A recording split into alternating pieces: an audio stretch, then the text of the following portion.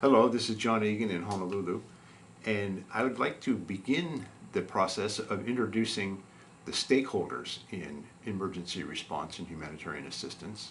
There are really quite a lot of organizations now involved in this, and in order to begin to get some kind of a handle on that, we will want to take a categorical approach to this and begin to see how many different types of organizations there are in humanitarian assistance. When we begin to talk about the organizations in humanitarian assistance, it's logical for us to start with the Red Cross. Henri Dunant founded the Red Cross movement, began modern humanitarianism by establishing the various organizations within the Red Cross movement, and this really is where we begin to talk about the stakeholders in modern humanitarian work. Dunant established two different mechanisms to get his work done. One is the diplomatic effort through the Geneva Conventions, establishing the treaties, the international law basis for humanitarian law, and also the operational field organizations, the people who are doing humanitarian work in the field. And those include the International Committee, the International Federation, and also the National Red Cross and Red Crescent Societies. Many, many more organizations have come to participate in humanitarian work. As the Red Cross mentions, although this has improved the capacity to respond to crises, it has also led to confusion, duplication, and in some cases competition and misunderstanding. According to Rajan Gangaje, who is with the OCHA office in Bangkok, the 2004 tsunami had over 546 different organizations. And there were all types of organizations from all sorts of locations, all operating in the same scene, all attempting to do emergency humanitarian response.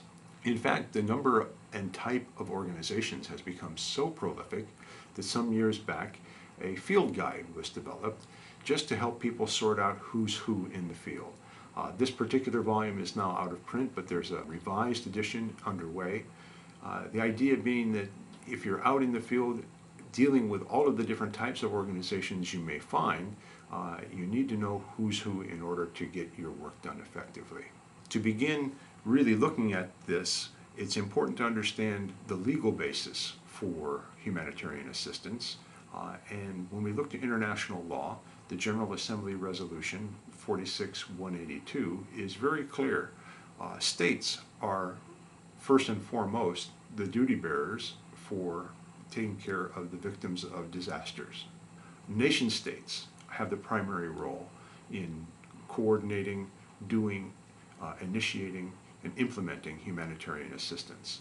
Very clearly, international law puts the first line of responsibility right on the national governments. Because of the responsibility that nation states have, what we have seen is each and every country doing some form of emergency and disaster response organization within their national governments. For example, here in the United States, we have the Federal Emergency Management Agency, FEMA. Every government should have some agency similar to that that's taking care of their internal disasters. Of course, as you recall, a disaster is essentially when local capacity is overwhelmed and requiring a call for outside assistance. Well, one of the first places a national government might go for assistance is to other national governments. There are quite a number of international humanitarian assistance entities that are really based in the national governments of the different nations of the UN. Here are some examples: the DFID, Department for International Development, that's from the United Kingdom; GTZ from the German government; JICA, the Japan International Cooperation Agency.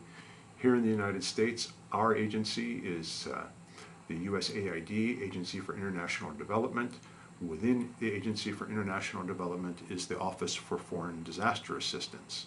So OFDA generally is involved with those disasters happening outside the United States borders.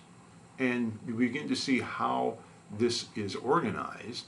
A funding chart, a little bit old, 2004. The money gets channeled from our national government agency through to NGOs, some to the United Nations, some to other international organizations.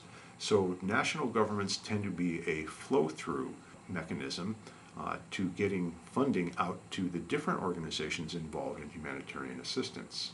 It mentions there that much of this money is going to non-governmental organizations. What do non-governmental organizations do? Historically, they are addressing the gaps, providing help for those things that other organizations, such as the governments themselves, are unable to do. In essence, NGOs are dedicated to the service and protection of those sectors of society that tend to be unserved or underserved by governments and other official institutions of the United Nations.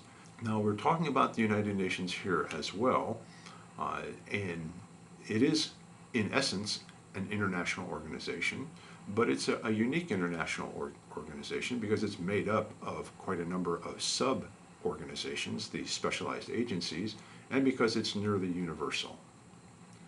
Specialized agencies of the United Nations, many have significant involvement in relief activities, and here's a bit of an organizational chart how those are laid out. Central now in the UN's efforts to organize disaster response is the Office for the Coordination of Humanitarian Affairs, but many other organizations have been involved and have specialized capabilities and resources to bring to bear in the event of an emergency. What we're beginning to see is a sort of complicated hierarchy here, a framework with specialized agencies, and the specialized agencies often use the non-governmental organizations as their implementing partners. For example, OCHA is using MSF, Save the Children, World Vision, various other NGOs as its implementing partners. It's able to exert some control by controlling their budgets. They provide funds, therefore they have something to say about how those funds are being used. However, there are many other players on the field, private voluntary organizations, civil society organizations, local NGOs. In many cases, OCHA or the other international organizations have no links whatsoever with those agencies, and so they are completely independent. And also, it helps to know that international organizations like OCHA, the organization organizing and coordinating all of this activity, may be funding some of these agencies. Other agencies may be funding them at the same time. For example, OCHA may be using World Vision as an implementing partner, and at the same time, in the same location, World Vision may be receiving funding from a national government agency such as USAID. And USAID may be funding other agencies in the field that have no connection whatsoever to OCHA. This gets even more complicated when we see that other funding sources are actually competing in many cases to fund different activities. And the relationships, as you can see here, become quite complicated to sort out while you're in the field. A schematic for this process was developed some time back. This gives you, again, an idea of how complicated the flow of responsibility and the various players on the field tend to be. This diagram from 1996, the World Disaster Report, is still a fairly good representation of how this process is funded, and really gives some idea of how the different types of organizations are in relationship to each other. It's a very complicated sort of dynamic.